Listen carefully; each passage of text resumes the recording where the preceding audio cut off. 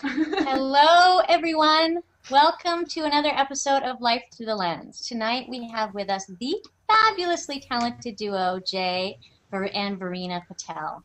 Not only do they work together professionally, they both have day jobs, they're married to each other, and they're raising 6 kids together. That's a lot of plates to spin, don't you think?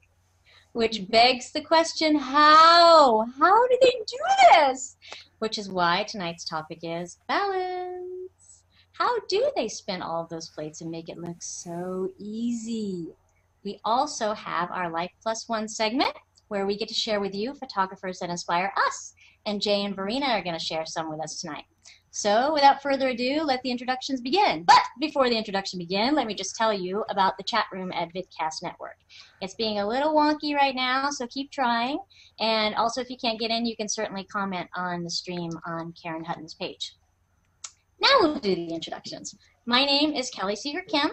I am a stay-at-home mom and macro photographer. I co-curate Macro Monday here on Google Plus with Kerry Murphy and Jennifer Eden. If you want to see any of my work, you can find it on my Google Plus profile page. Next up, we have Anna Nguyen. Hi, everyone. You don't see it now, but I'm stuck in the corner. I am baby in the corner. I'm a professional photographer in Naples, Florida. I mostly shoot primary portraits and weddings and some commercial work, but you can see most of my work on Google Plus or scattered across the internet. You can probably find most of my portfolio work at zanna.com. And circle me, because I'm starting to post daily now.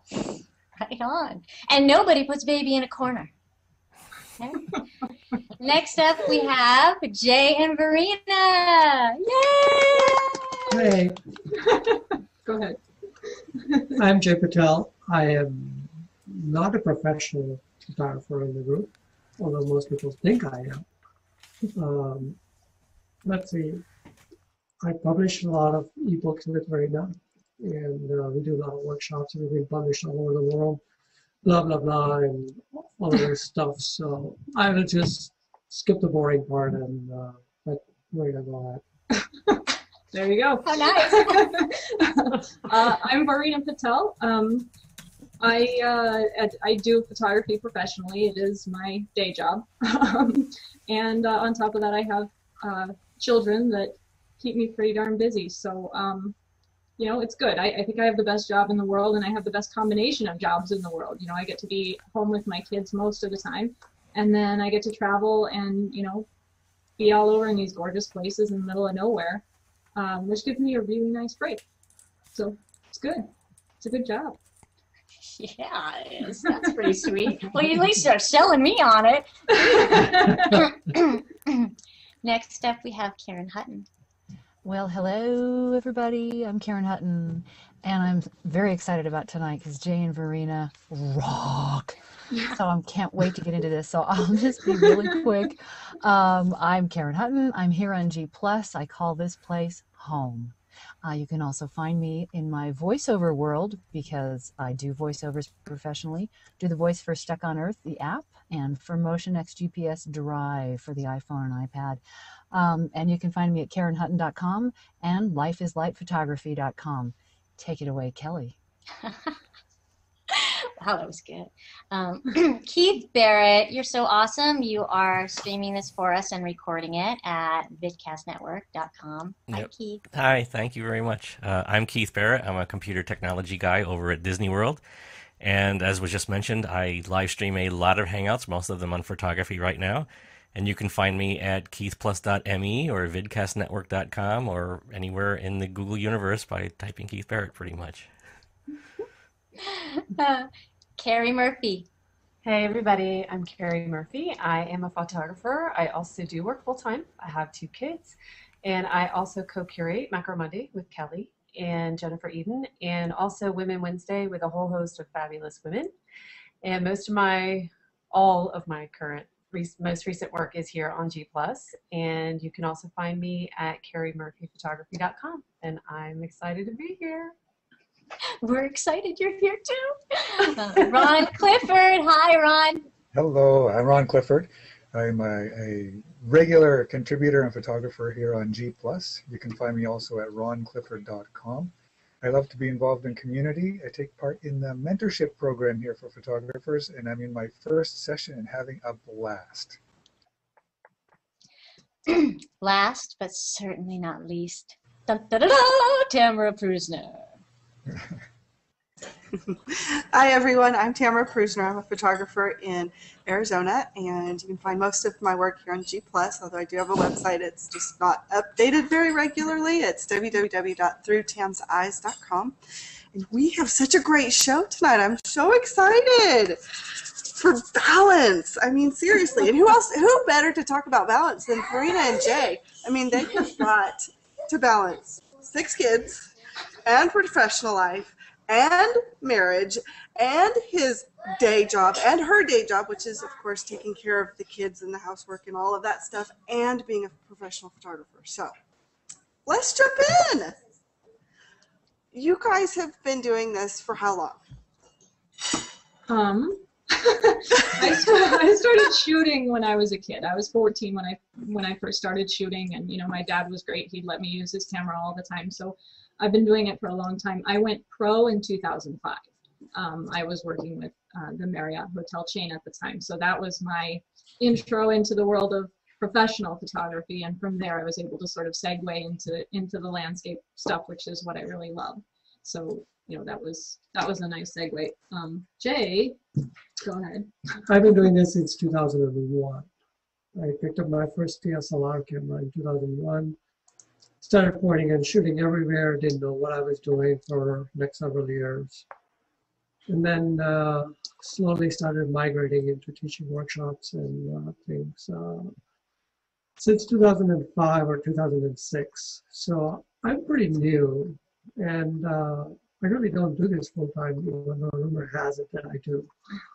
So keep the rumors going, girls. And Ron and Kate.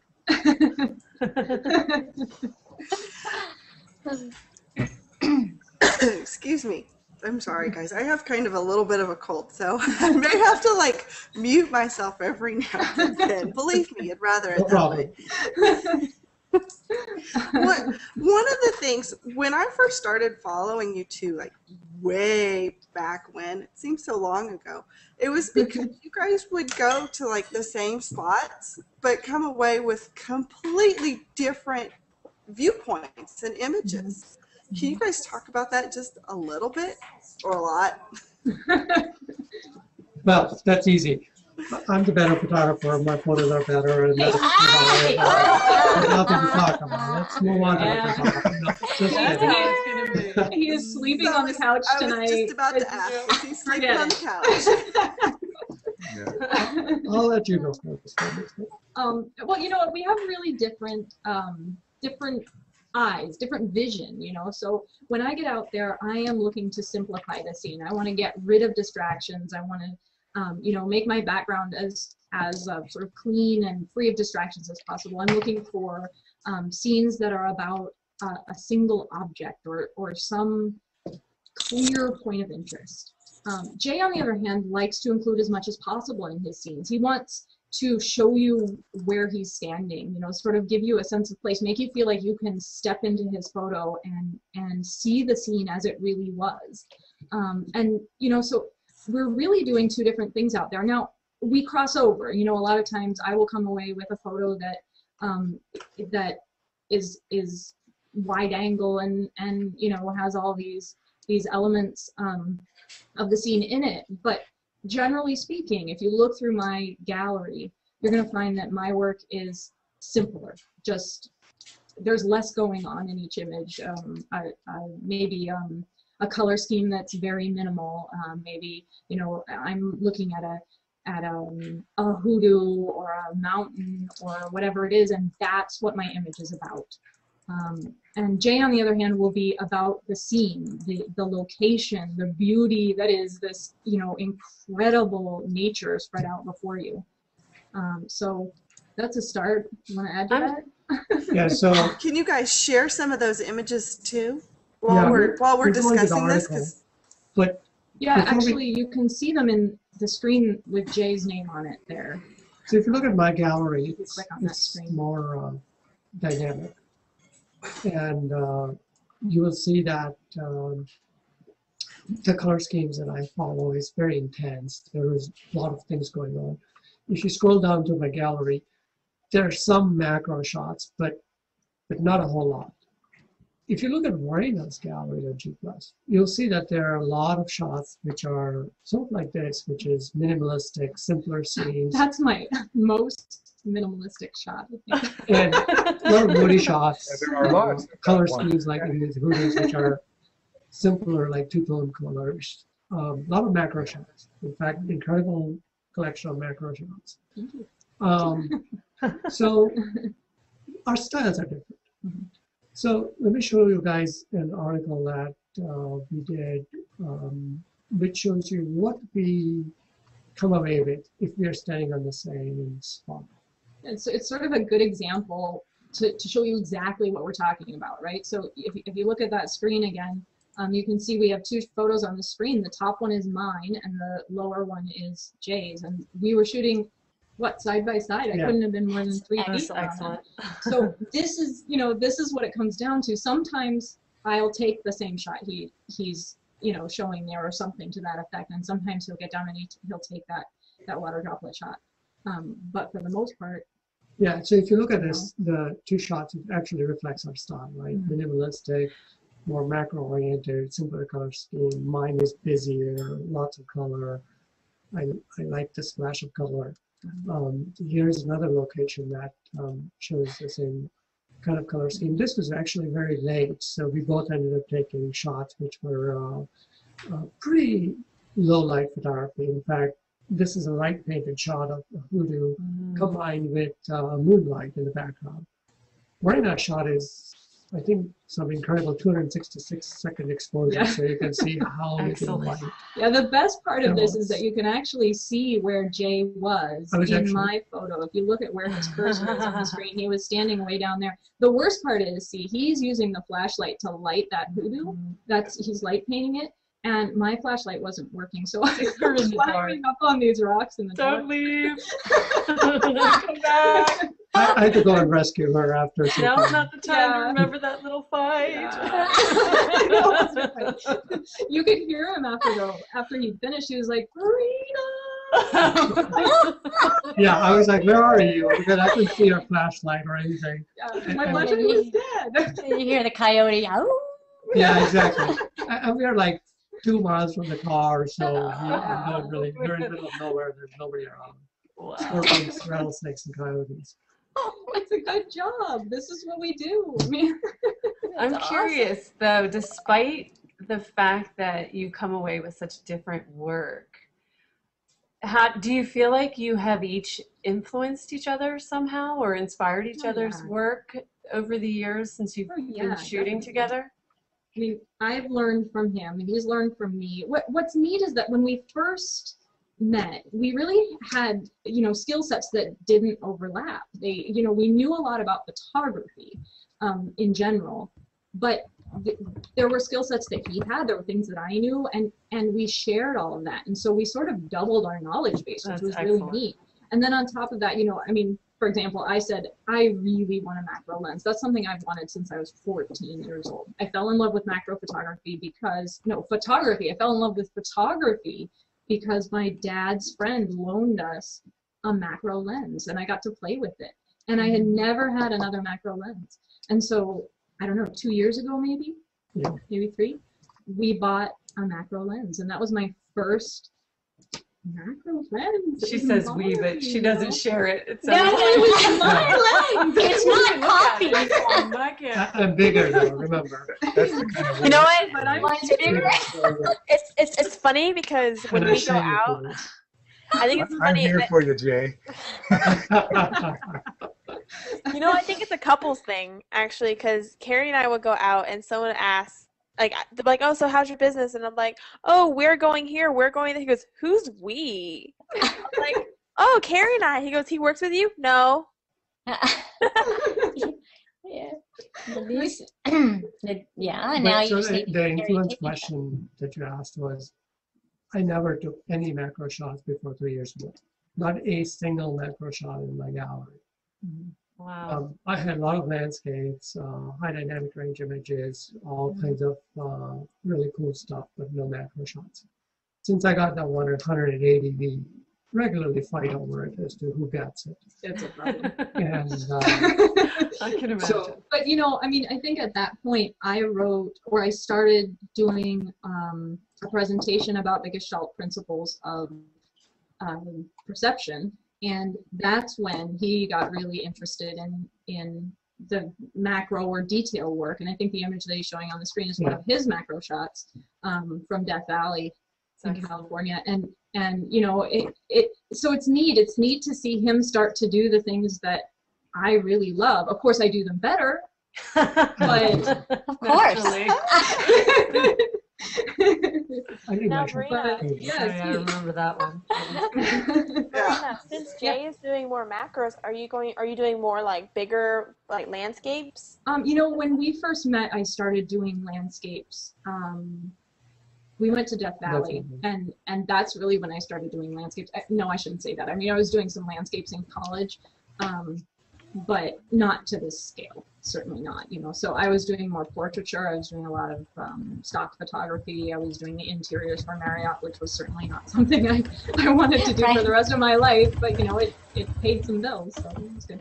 Yeah. But yeah, I mean, definitely the wide angle landscape photography, I really fell in love with that, mostly because of Jay.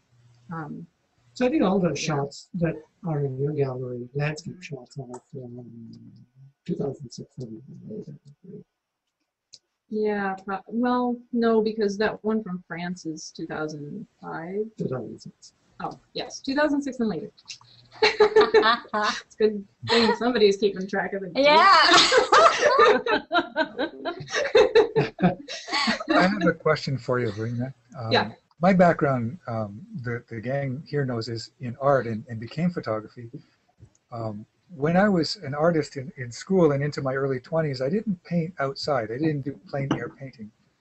And I had a friend who just fell in love with landscape painting and became a landscape artist. He's a very actually prominent one now, but he brought me, kind of dragged me kicking and screaming out to the outdoors to paint.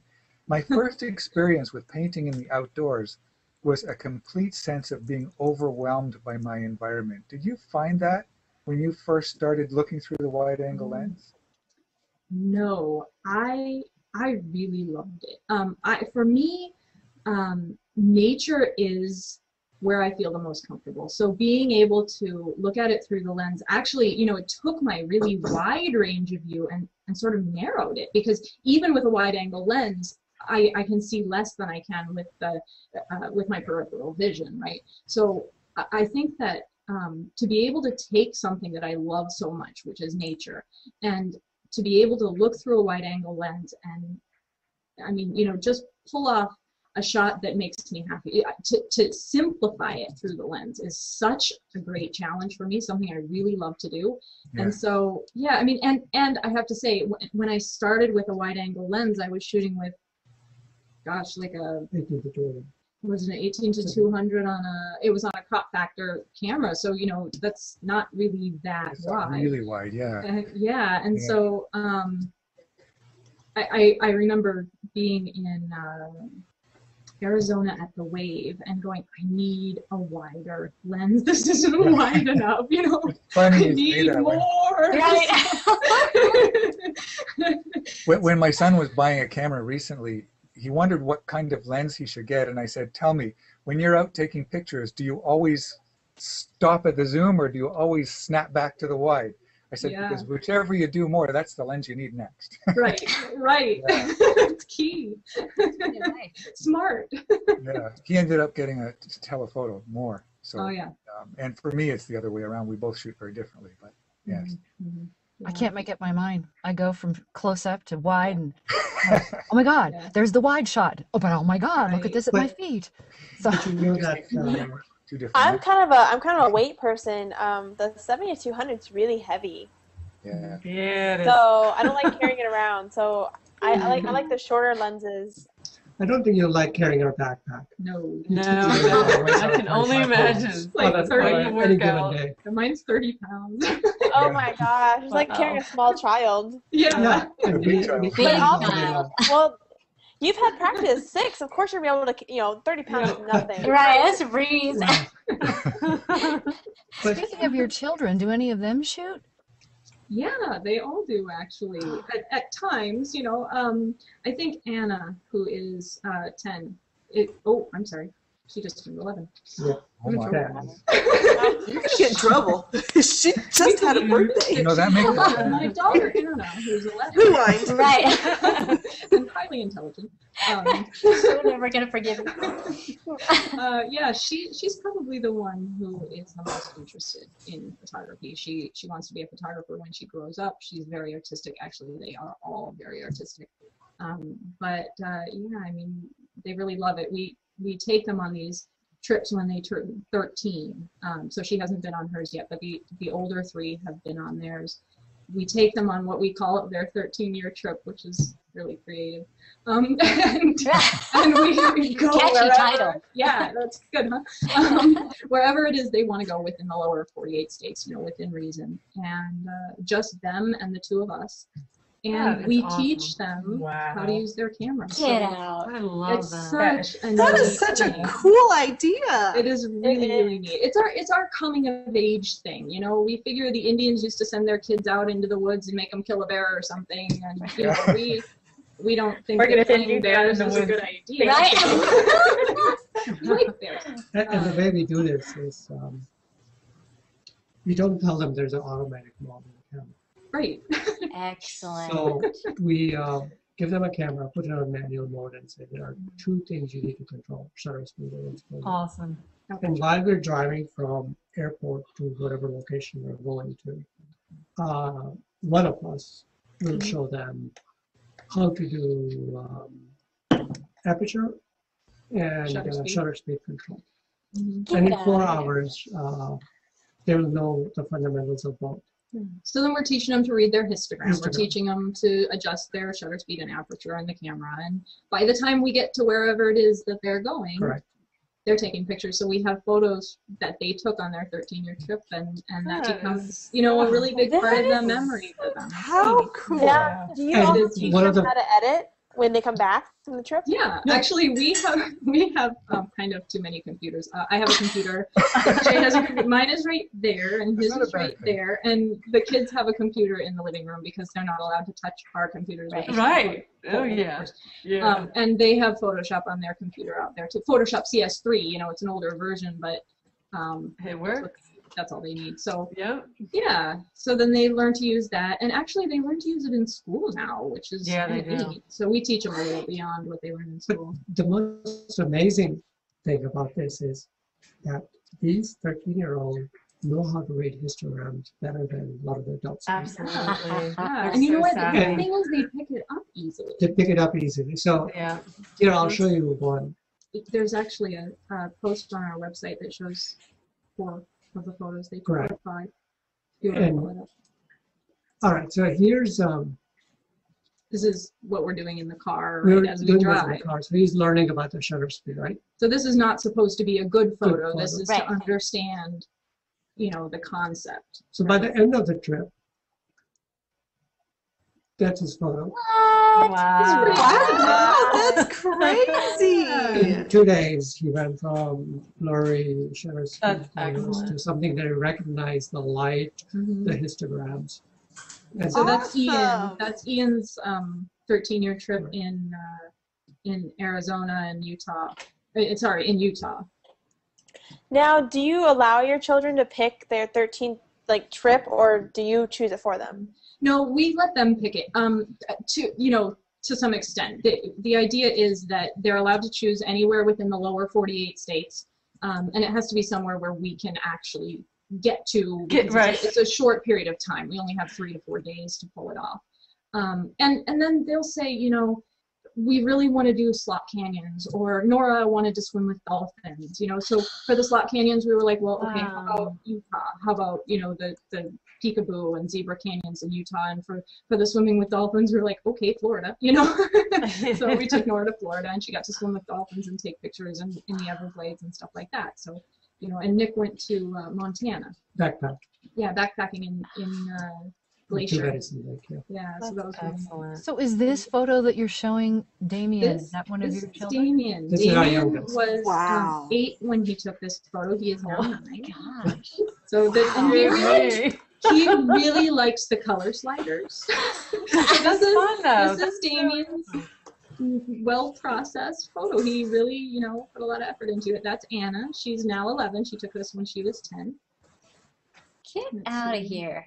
That's Nora, and she worked hard on this. There's a little bump under the rock, or sort of a mark. Under the leaf, and she really wanted to hide the bump under the leaf, but show the little dip in the rock. And she wanted a simple background, and it was really sunny, so she used a diffuser to filter the light. And this is something we did just one afternoon in our yard. I had them, actually these are just point and shoot camera photos because I didn't have enough SLRs to go around. I mean, right.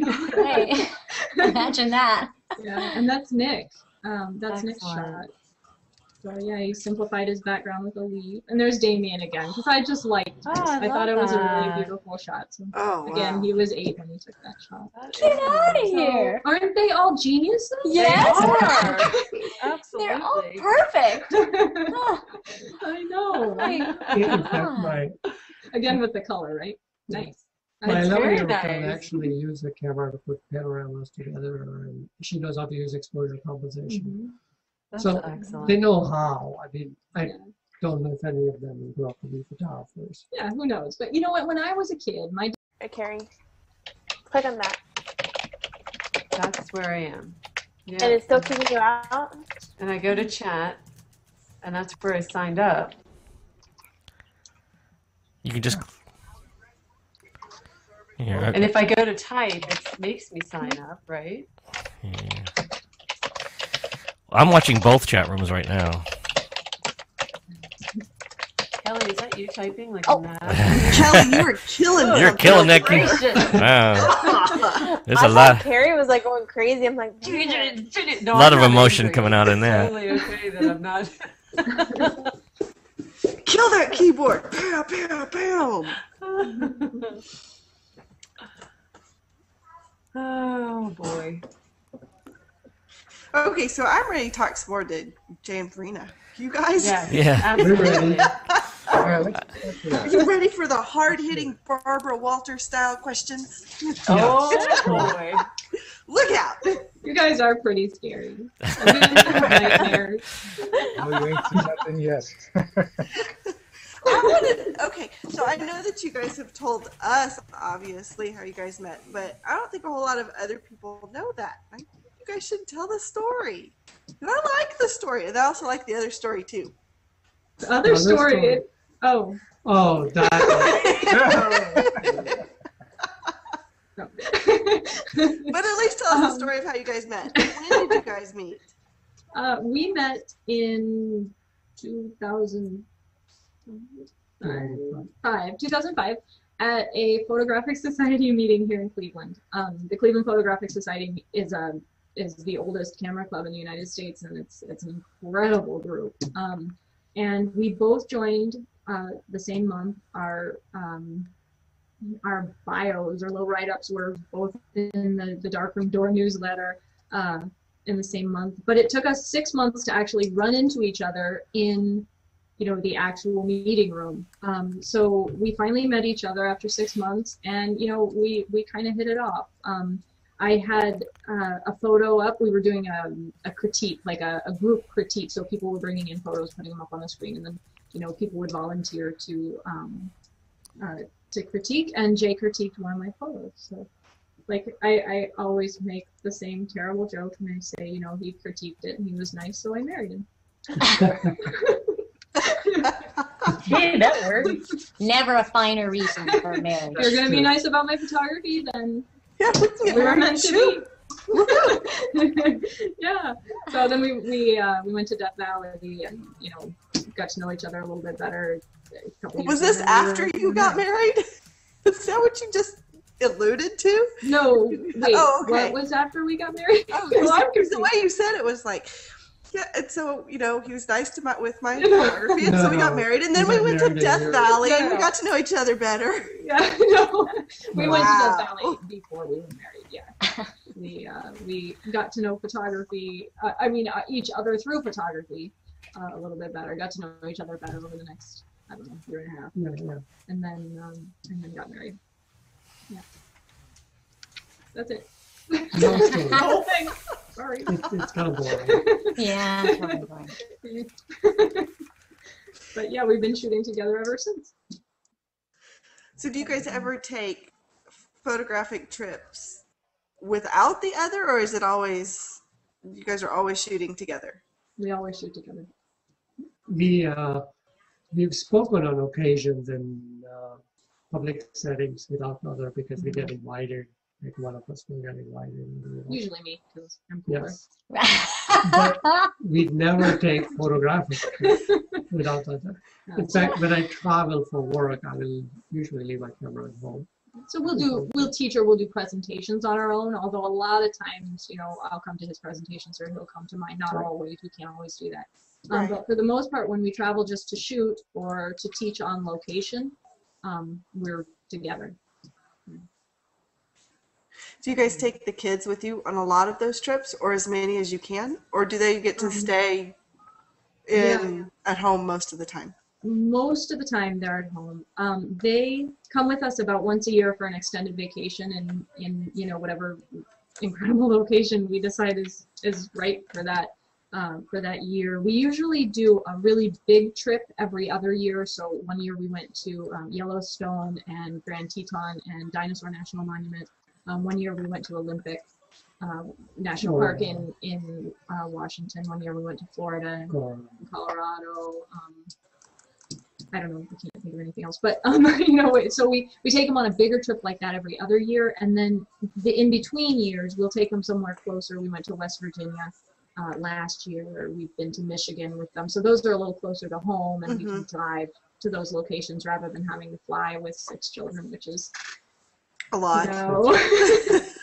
Wow. That's a lot. It's a lot of baggage to watch for. Yeah, and it's expensive. They carry their own baggage. If they lose something, then they get to wash their own clothes the whole trip. Yeah, no, that would not be a good idea. No, there would be no pain in my bill. It would be great.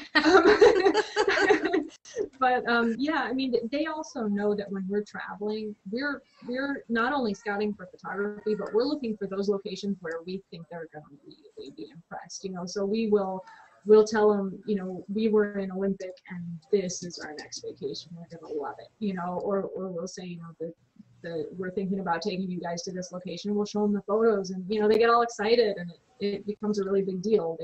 They do a lot of times we'll do a project, starting like 6 or 8 months before the vacation, and they will get books from the library about Yellowstone, or find out what animals live there, and they'll write up their little essays, which are really cute, and that's we collect them all and put them in a notebook, and yeah, it's really, really neat, and that builds the excitement for them, and then we'll come back and we have photos, and they will sort of write a little bit about the photo, what they remember, or what whatever story they want to tell, like when Nora got stung by the Portuguese animal. That was bad.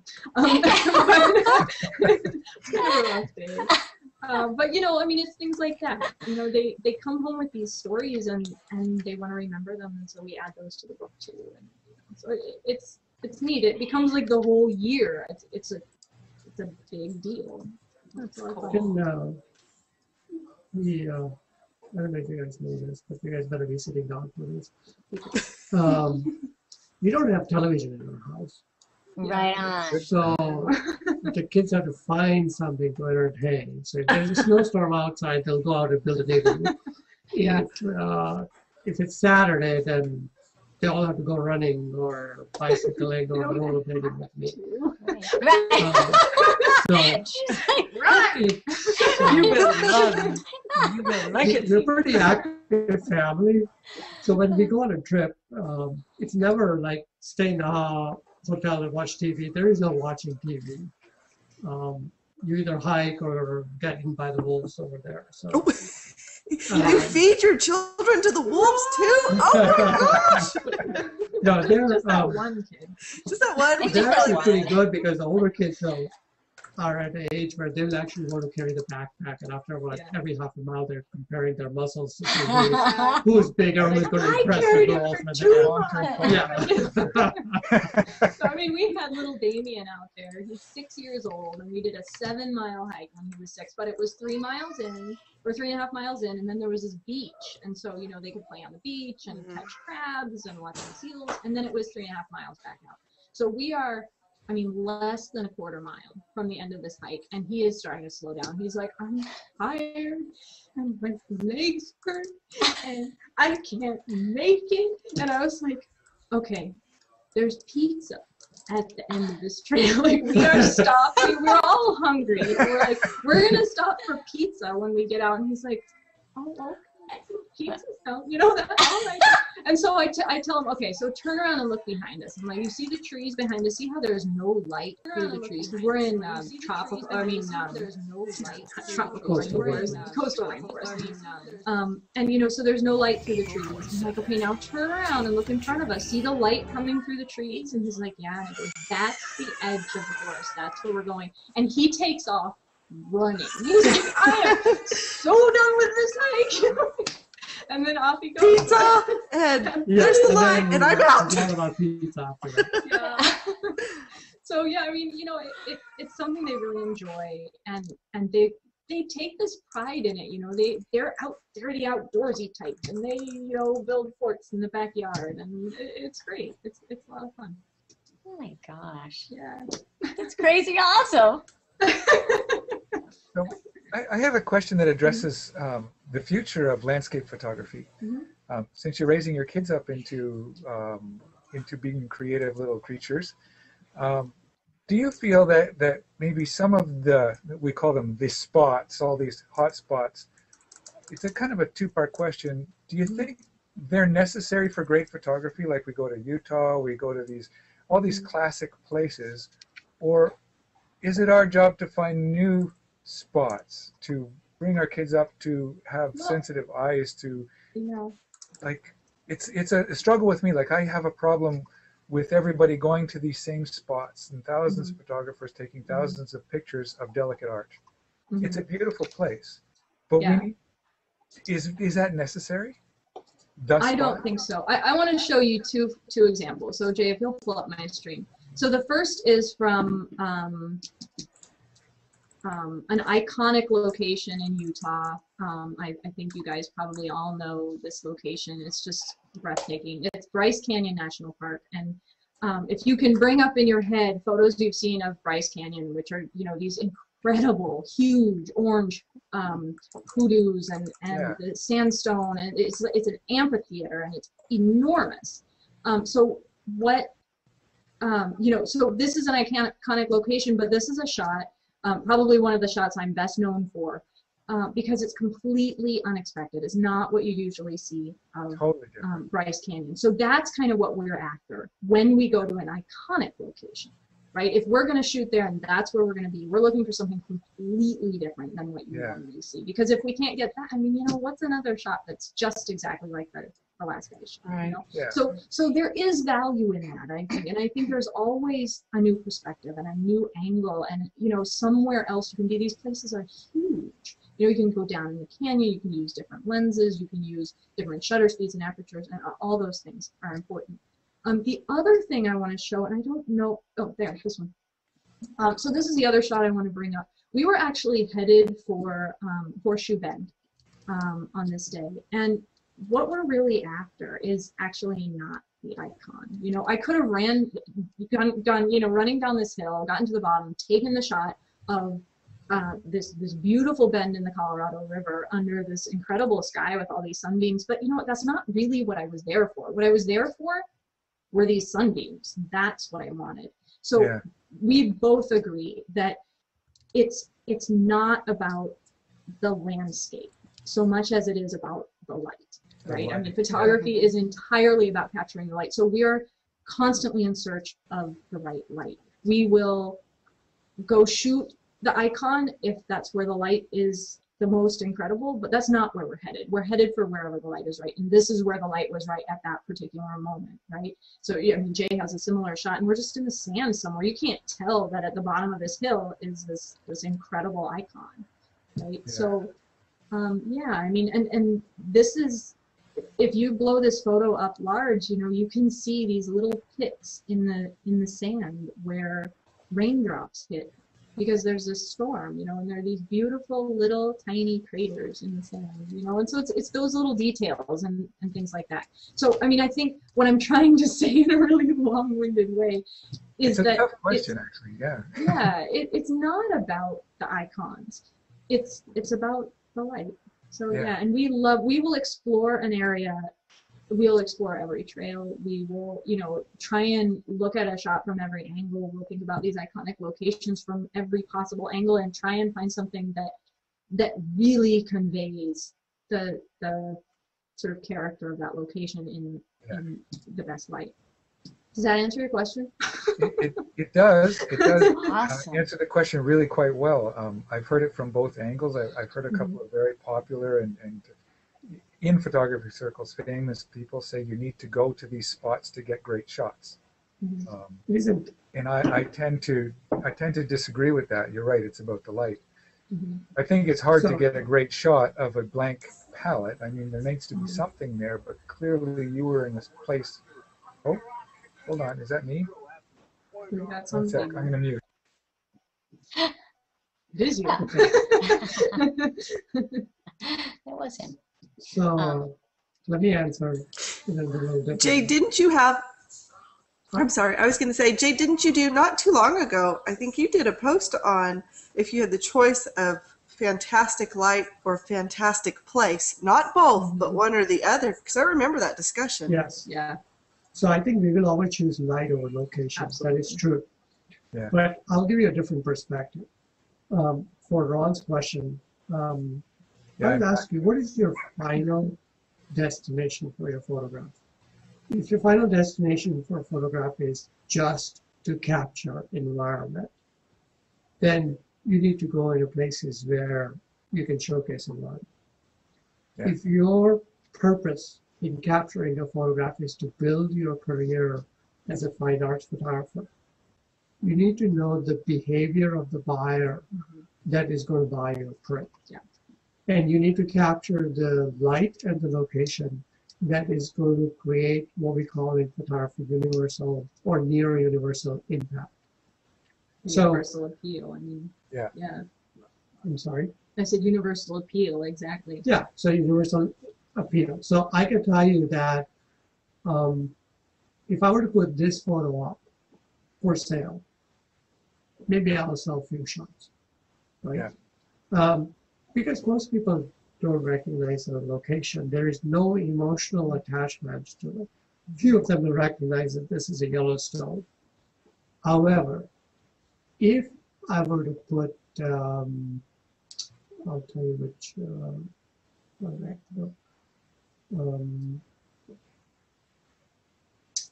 I'm trying to find a shot that will sell. But if I were to put, let me show you an icon shot. So The camera.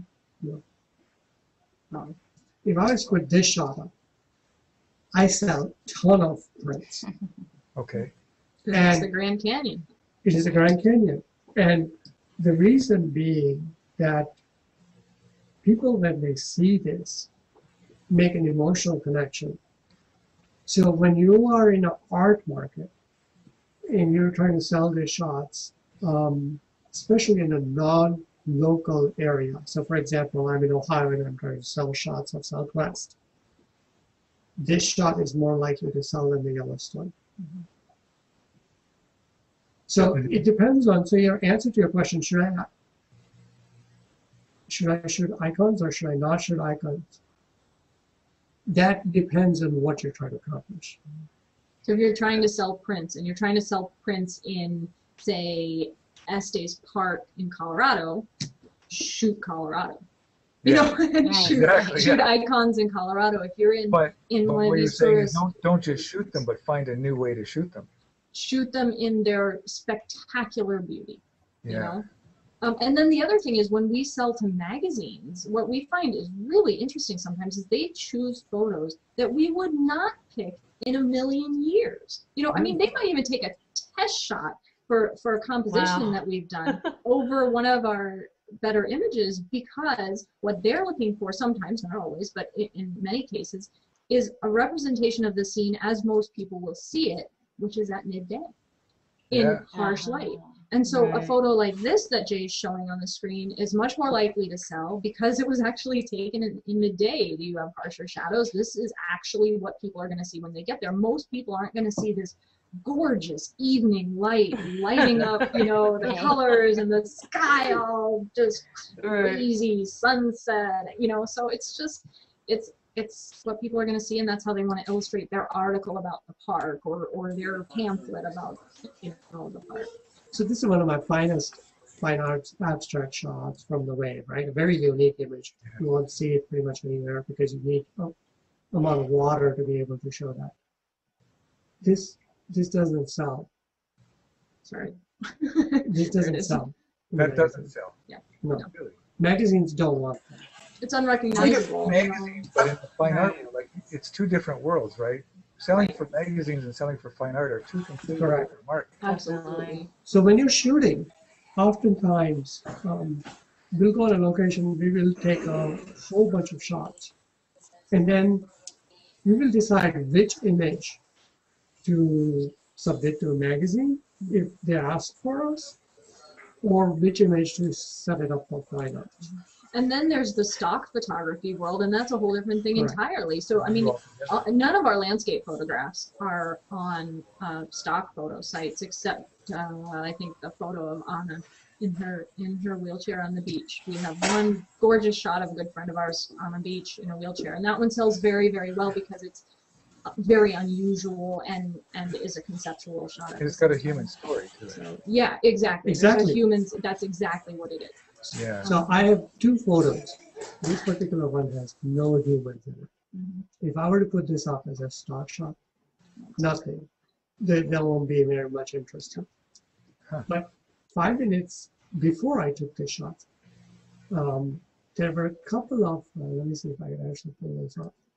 There were a couple of people, walking in there. I don't have a connection. And we captured that too. So I have two little people up here. And I submitted that to the stock agency, and it's one of my highest selling shots. Amazing. Because of those two little people, it gives a sense of scale, that human element, you know, and it becomes a huge seller. But it's not going to sell as a fine art print with little people in it. Not with people in it, yeah. Correct. My personal, like when I shoot, I love the fact that we're intimately connected to our landscape as people. And I love a personal or a people element in my work. Yeah. But when I'm shooting purely for landscape, I try to have, there it is there. I try to have the people out of it. And it's that one little bit of information, knowing between the two images that in stock, this one was highly popular where you couldn't even sell the other one, is immensely valuable. So one of the questions in the chat was, and it kind of relates to this, was one, Gary was asking if either of you have any psych education that helps you analyze what the buyer wants, whether it's the magazines or the stock agency or just the fine art customers. You know what, actually, I've done a lot of research into that. What I've done is research on my own in terms of watching what sells in my own portfolio. And when I started out selling stock images, I would have 30% accepted by the agencies. Now when I submit images, it's more like 99% because I figured out what they want, and it took me, I would say, a couple of years at least to really start to understand what they were looking for. And so, and I I was so methodical about it. You know, I'd say, okay, we're going to try human element here. We're going to try, you know, just landscapes. We're going to try this. And not only was I watching what was accepted, but I was also watching what sold the most, what never sold, what sold sporadically, but in large sizes. You know, what kinds of things sold as only very small images for web display. You know, so it was my own research in terms of my own experience.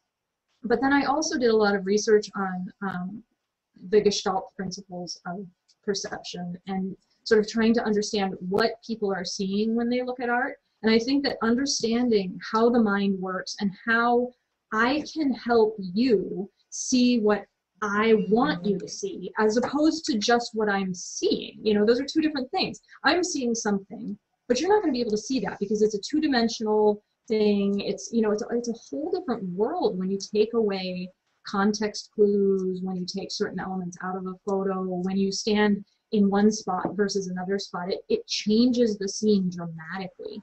And so, you know, one of the things that I really worked to understand is how it is that your brain works, not just my brain, but how it is that each of us, one after another, you know, can look at an image and understand what it is that we're seeing. And you know, then it has to come down to whether or not I can make you see what I saw. And most of the time I really can't, but I can at least bring you closer to what I'm trying to show you. I think there's a question in the chat which I think ties into what you're saying. Uh-huh. And it's, so I was trying to get it a little bit clearer. It started off with, what are the limits to editing photos? And then there was a link, I put it in our chat here. And then I asked for clarification. I said, do you mean where do, you know, you two draw the line with processing? And he said, yes, if there is a line at all. Does it make sense to draw a line? Did the landscape painters of the past, like Turner, draw lines? What about Monet? Isn't it always some personal interpretation?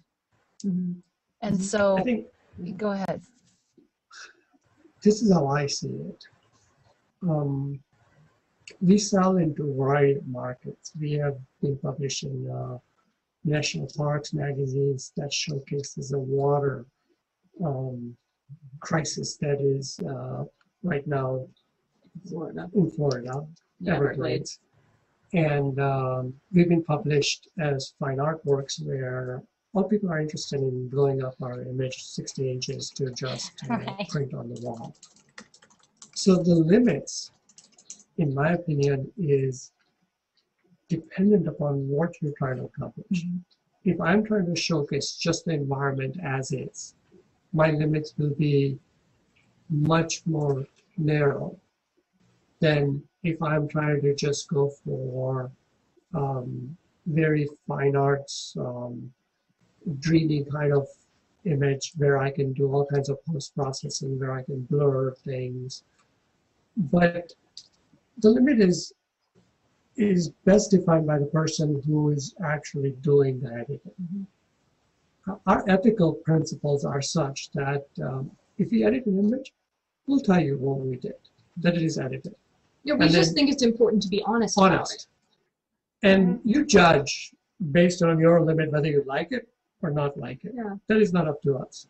But I think we both agree that, you know, photo manipulation has been happening since well before the days of digital photography. I mean, if you look at the manipulation that was done by Ansel Adams, early photographers, you know, I mean, and then just look at the manipulation you can do in your camera using a longer shutter speed, using special filters. You know, there are thousands and thousands of ways, maybe an infinite number of ways to manipulate a photo without ever touching a photo processing tool or software like Photoshop. And so we both really just feel that photography is art. And if you take it too seriously, you lose the joy in it, you know, and I think we both agree that it's just a tool. You know, you're not going to tell the painter he can only use a certain type of paintbrush. You're not going to tell the potter that he can only use a certain type of clay. You know, photography is different. So if we're, here's one of our favorite links. This is kind of a cool link. Maybe you guys want to post it. You guys should post this. You want to know when the photo manipulation started. And this is editorial photographs, right? These are presented as historical photographs in our textbooks. And now I do want, before you go on, I do want to say that if we're putting something out there as documentary photograph, we're not going to edit it like this. Right. Right. You know, that's not going to happen. So, but go ahead. So I'll give you a couple of examples and then you can just rotate through and people can look at this. So here's a photograph that we all recognize. Copy the link and put it in the. Yeah, that would be Yeah, great. we're going to copy the link real quick and put it in the chat box so put it in people our can chat see box. it. Sorry. Chat. That'll help. There you go. There it is. All right, so now let me show you one. So if you were to go, this is the original image. And this is what most history books will publish. The difference is incredible. Now, this image was taken in 1865. Do you suppose it was processed then? I mean, like all the background put in then? Mhm. Yes, actually, you should Exactly. read this. This text that they have actually put in is absolutely fascinating. This is a fascinating series of photographs. There are 10 of them. And you know what's really interesting about this? You know, count the number of people in the first image. There are 8. Count the number of people in the next image. There are 7. Okay, you know, Look they at the actually background. added a guy. That's brilliant. Okay.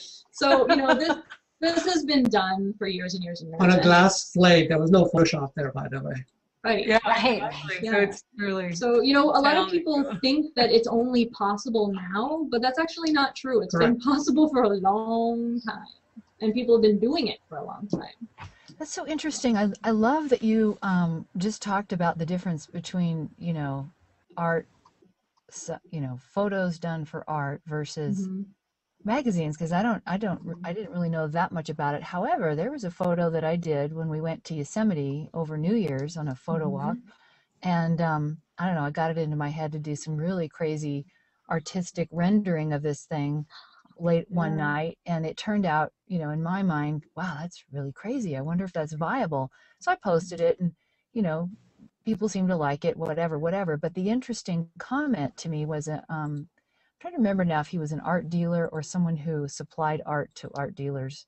But he said this is exactly the kind of thing art dealers are looking for.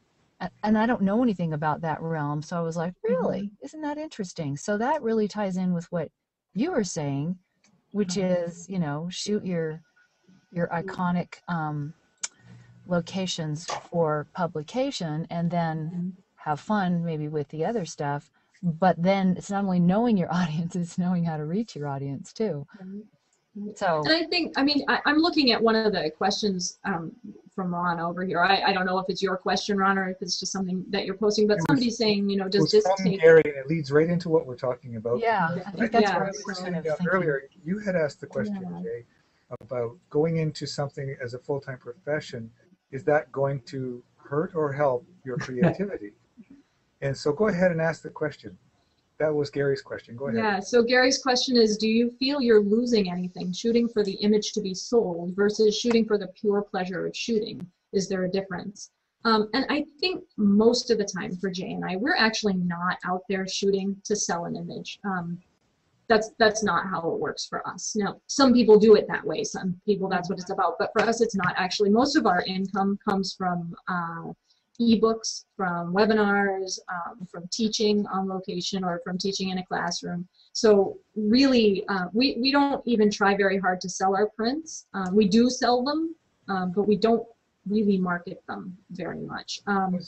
And so, no, it doesn't kill the pleasure because that's not what we're after. But at the same time, you know, I mean, even if we're shooting with a specific thing in mind, with a specific article or a specific job in mind, you know, just the pure pleasure of being out there in these beautiful locations, it's too easy to lose yourself in it and just love it. Yeah. So no, I don't think it takes away from it. So I posted a link that says where's the photograph ends up. So to answer the question very straightforward is we shoot to maximize our productivity. Once the photograph is created, we can make a decision where to market it. That's how it works. Right. So we don't go to a location to say, I have this location in mind and this is what I'm going to shoot. No, I will look for creativity, I will look for light, I will look for the elements that are present to create a photograph.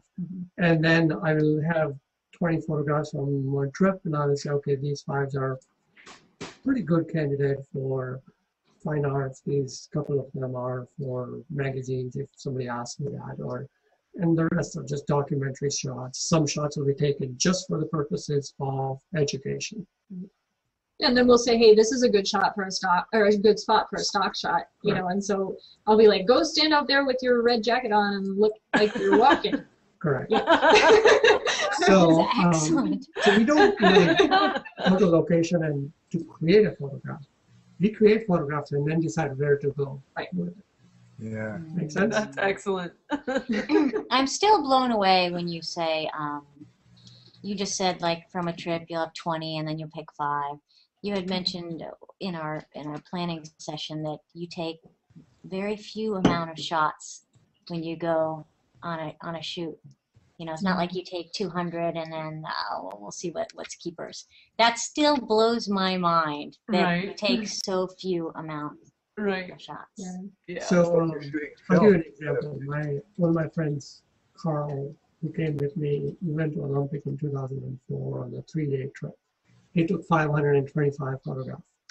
I took 48. Wow. And he said, why did you only take 48? And I said, because I want to keep only the ones that I think are worth keeping. Now, of those 48, probably like 4 or 5 will be processed. Yeah. But on the other hand, Kelly, like I mentioned in our planning session, that if the light is correct, in an hour, I can take 50 shots. And each one of them will have a different composition, different light conditions, things like that. I think there's a real fear among photographers that they're going to miss it, you know, especially beginning photographers. You know, what if I missed the shot?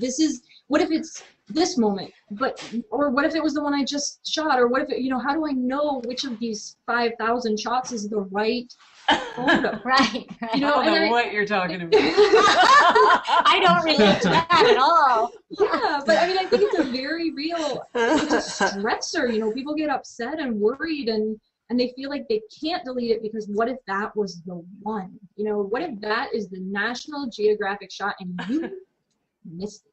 You know? But don't you think though, like maybe it's experience, maybe it's being behind the lens, but you do get a sense to know that as you watch the landscape unfold, when that moment is coming, you can see it coming. You get a feel for that. Yeah.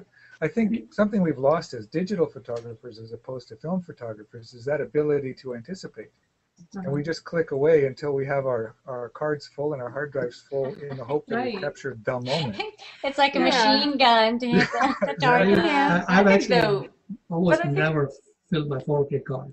wow. I think it can also be though a good learning tool for someone new to It is a digital good to learning shoot tool, and more versus less initially, No, there because is then a you really curve. do get to see how the different perspectives, how different aperture, all that stuff kind It's of a plays out. great learning tool, and digital is so nice for that because can you delete it. You know, you have all that information too. You pull up your photo and you say, Exactly. well, which aperture was You don't best? have to get your At notepad 4, out. at 16? Yeah, it's all there, and that's huge because you know, back when I was shooting film, I'd look at the roll of photos and I'd be like, yeah. What was I? Yep. Trying to make it correspond with the Exactly. notepad when you wrote it down. Yes, If exactly. you remembered to take the notes. So I think though at some point you start to feel more comfortable with it. I think for Jay and I both, photography is no longer, maybe it never was, it's not a stressor. It's not stressful to us. We're out there because we love it. We're not on a deadline. I mean, except maybe the sunset, it's going to be gone in a minute, but for the most part, we're quick about getting out our stuff because we're experienced. We're quick about our camera settings. We know where they are. We can make adjustments very, very fast. We know where the stuff is in our camera bag. We're organized about that, and we can just pull it out and have it ready. And so those things mean that we can focus more on what's happening now, what's going to happen in 5 minutes. And, there's a lot of deleting going on in the field too. I'll take a shot. I'll say, hey, maybe the sky's going to get better and maybe it's not. So I'll take my shot. I'll wait 5 minutes. I'll take another shot. And then I can look back and forth between those two photos and say, yeah, no, the first one can go because the second one's better. I don't need to keep them both. There's just no reason to. I'm only going to process one. And so I do a lot of deleting too. And I'll come home with just a few photos from the trip. Speaking of how I the do light that. changes. Oh, I'm sorry. Go ahead, Tim. That's okay. I was going to say, because I worked in the studio way back when, I've definitely gotten that way with my portrait shots. It's the landscape shots for me that I'm still like, no, I can't delete that one yet. Yeah. No, that one's a good one. Right. But I don't know, so I'm not deleting it yet. Yeah. So I think it has to do with this psychological question that somebody asked earlier that we never really got to answer. Have you ever wondered why a photograph with good composition doesn't always make or create an impact? If you actually, as a photographer, we sit back and try to think about that question, the implications that you will actually run into and the directions it will lead you is absolutely fascinating field of psychology. Yes. And I'll give you an example, a very simple example. We have an ebook. It's a small paid ebook called Perception. And rather than going into the ebook, I'm going to show you the cover. On the cover is this simple black and white image, Cool. right? I see it. Yeah. Look, it's me. Is That's it? excellent. Is Yeah. it? It's me. Is it a Wow. cup, or is it two faces I'm trying to show you? Right. I see them both. Yeah. Mhm. Me too. Yeah. So, But I did see the how- cup first. Mhm. Well, the psychology involved is the implications for photography that goes beyond composition. Yeah. So if you take a photograph of a bird, and when somebody looks at the photograph, and instead of seeing birds, he sees flowers and trees and lakes and alligator and some kid trying to wrestle his Running through the little photo. sibling down.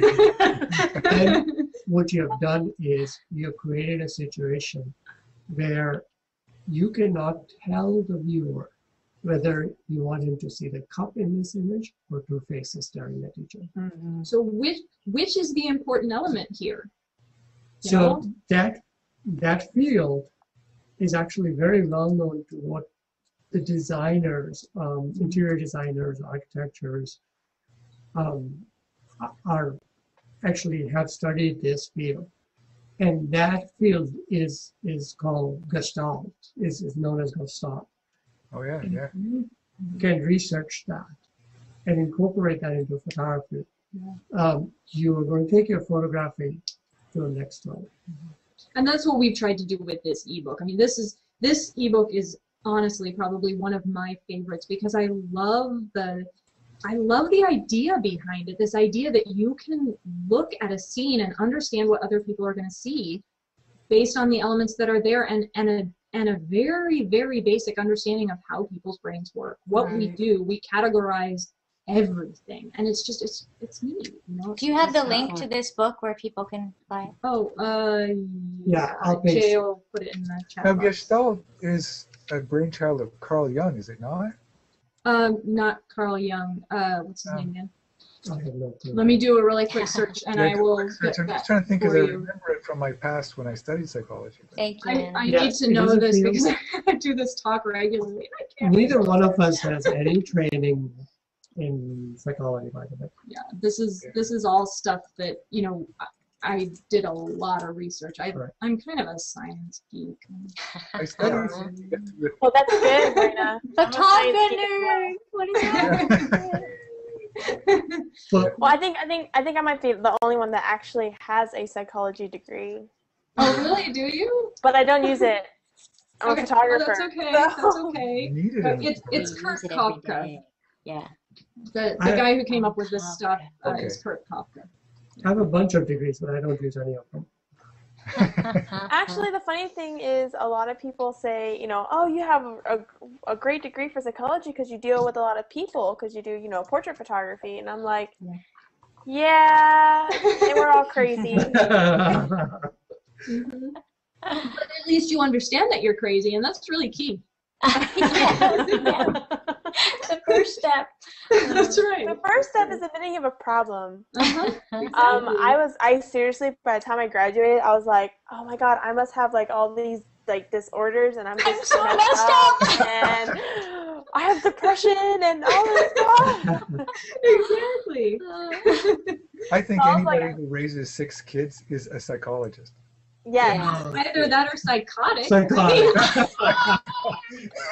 You know, I think the one benefit of actually studying psychology for me was being able to observe people. Like the skill sets that you learn in that type of science is, you know, you observe, you do research, all of that. And Right.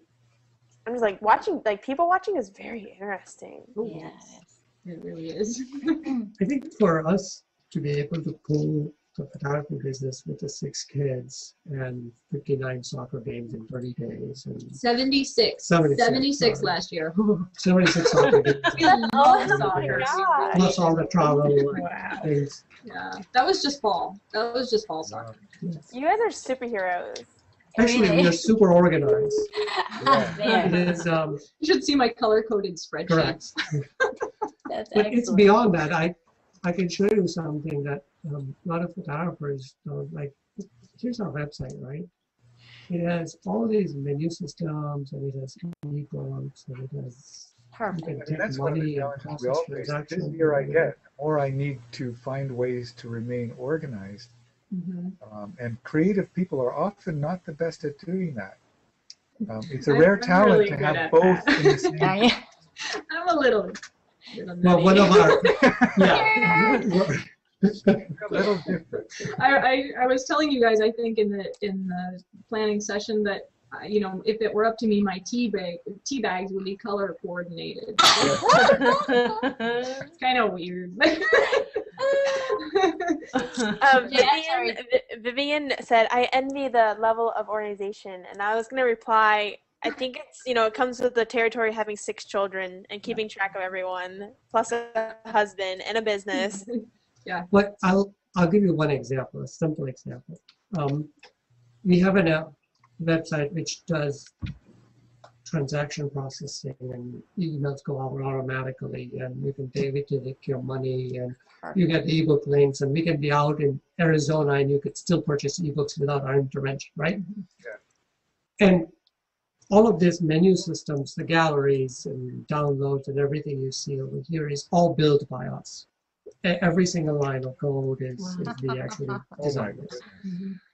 In order for me to put up a new ebook or put up a new workshop or put up a new gallery, all it requires me to do is go into my website and put a blog post. And I will put a blog post in such a way that if it's an ebook, it will actually show up on your ebooks menu with the right links, everything. It will take me about maybe to create a blog post about 15, 20 minutes. 10 minutes. You know, it depends on how complicated the write-up post is and whether or not we're selling something. But, you know, between 5 to So whatever time it takes to me to write this paragraph, all it's going to take, and then all of these photos, things get uploaded 30 seconds later. It is there, it's classified, we can take your money and we'll go out and shoot. Now, when you say however long it takes you to write that paragraph, what you really mean is however long it takes me to write that paragraph. I don't write. But yeah, I mean, so everything's organized in terms of a categorization system and keywords, and you know, every photo that we upload has a keyword system so that you can go in and search our site and find, you know, all the photos of Yellowstone or all the photos of Glacier or whatever it is. So if you want to see all the photos, if somebody art buyer is requested an all Yellowstone photo, all he has to do is just go to our type and search Yellowstone, and all Yellowstone photos will come up. And you can just click on it, and you can just keep going. Excellent. So your crazy, wicked, good organizational skills benefit us too. Makes it very nice. We're organized by necessity. Yeah. We don't have time to do this stuff, so it's got to be, you know, organized so that it's quick and easy to do it. You know, just the investment and the initial implementation, of course, has to be made, but then Yeah, that That's was correct. The infrastructure has to be set up to be able to recognize the keywords and to be able to recognize all the blog categorization and things like that. But once it's done, it is smooth sailing for us. Yeah, I should have known, I mean, because we didn't really discuss exact links that you were going to post or pictures that you were going to show or any of that. But boy, oh boy, when you mentioned one thing, you're bam, bam, bam. What, go to that, and like, ding, ding, ding, ta-da! And I was like, so oh. it's easy because we can use that search box and just type in the name of the post or type in, you know, whatever it is that we need to put in and whatever keywords, and it'll come right up. So if we want to show a picture of our kids, boom, boom, boom, and there they are, you know. So it's nice and easy.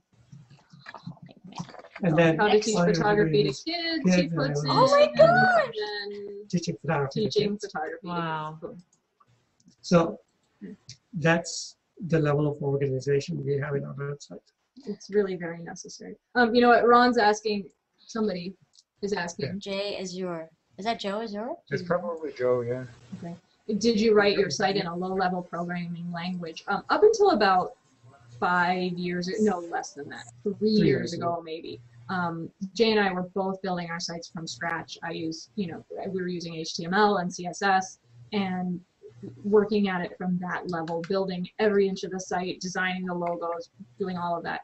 About 2 years ago, the web caught up with what we could do on our own and what we needed. So right now, this is actually a WordPress template. Love WordPress. With a whole lot of CSS right. that we've put in to make it do what we want to do. So at this point, we're not using, we're not building it out of zeros and ones. Not that we're ever doing that, but no HTML coding. Right. Well, some HTML. Some HTML, some CSS, but it's based on this wonderful WordPress format. And we don't use WordPress.com. We use WordPress.org, which requires a little more programming knowledge. But and we're really picky. You also have to know financial backend to be able to do transactions and things like that, or how the banks work, how the gateways work. You need a diverse set of skills to be able to put everything together, but it's not that difficult. I mean, one thing that I'll point out, because I know I've been stung in the past by trying to focus too much on bringing up what my weaknesses were instead of investing what my strengths were and paying someone the difference. It's great if you have the ability to learn the way you guys have and to be able to implement things on your own. On the other hand, there's some of us, like myself, I'm gifted in many areas, but some areas I just need to recognize I need to have help with. Right. And I think that's just as important as knowing what your strengths are. I think that's critical, and we definitely agree with you. One of the things that has helped us enormously is that we have totally different skills. And so, I'm good at writing, somewhat good at writing. I'm no C.S. Lewis, but I can write and designing. I do all the logo designs and things like that. And Jay's really good at getting the financial stuff going and dealing with the getting CSS, the gateway to work with the website and the shopping carts to run smoothly. And so we could each do those other things, but it would take me 10 times as long to do what he does, and it would take him longer to do the things that I do. So we've sort of, because there are two of us, because our skill sets are very different, because we have these sort of different interest areas too, that really helps a lot, and it gives us an advantage, a huge advantage. And we both recognize none of us can do taxes. I can do taxes. I've been doing taxes. Yeah, so we have somebody do our taxes. You guys are like a well-oiled machine. It's awesome. Yeah. I know, right? We have to be, because if we aren't, we can't do photography. Our kids would demand every second of our time, and it just doesn't work that way. If we have a video from like that shows you what happened with 30 minutes. That's a terrible video. Yeah. What? A video of A what? video of our children put together a video, and they're so proud of it. And I don't know where it is. Is it on our site? No. But you can't hear the sound anyway. All of a sudden, she has no idea where that know is. where that She one knows is. where everything is, down to the receipt that she has from 3 years ago. But all of a sudden, that video is Dang it! They called me Yeah. on it. You someday post it on the site and you guys can see it. It's sort of a parody of what we do in it. Right. You know, so the kids are all being their cute selves and showing off their stellar acting skills. Sometimes we get to oh my gosh. So excited. Sorry, that's my youngest. She's sitting here in my lap, and she just knocked over my cup. Oh. That's okay. Ours are all sleeping upstairs. Aren't they doing good? Yeah. Yeah, we have 4 of them upstairs. Yeah, sound asleep. They better be asleep. I think this is the first night in history that my kids haven't been running and the dogs haven't been barking and the things haven't been falling. And it's been well, quite nice. Yeah. You know, it's aligned. After you guys saw the initial first few ferrets, I told Kerry to take them out. I was like, I can't. They're worse than children. Yes, I've never had my child lick my nose. But they're not as noisy as children. Face, hand. I don't want my child to lick my nose, sorry, but I have to sterilize my nose after that. Last time you brushed your teeth. Yeah. Well, it was weird because it was the very first few times they were out, and I was myself by myself at home. Kelly goes, "What's that sound?" I'm like, "Oh, the ferrets just knocked over the garbage can. Be right back." It's like, that's just normal. Just ferrets. Just ferrets. Trash, yeah. I was like, "Oh, hold on, they're eating things out of trash. I'll be right back." So before we go, I just have to ask the question, because this is all initiated. This all exists because Google Plus exists. And my question before we kind of close things out tonight, or we have to, or Keith shuts us down, I don't know which, is how has Google Plus photography and what you're doing? I don't think Google Plus has changed the basics of what we do. You know, we were already on social networks, we were shooting, we were teaching, we were writing ebooks, all that before Google Plus ever showed up.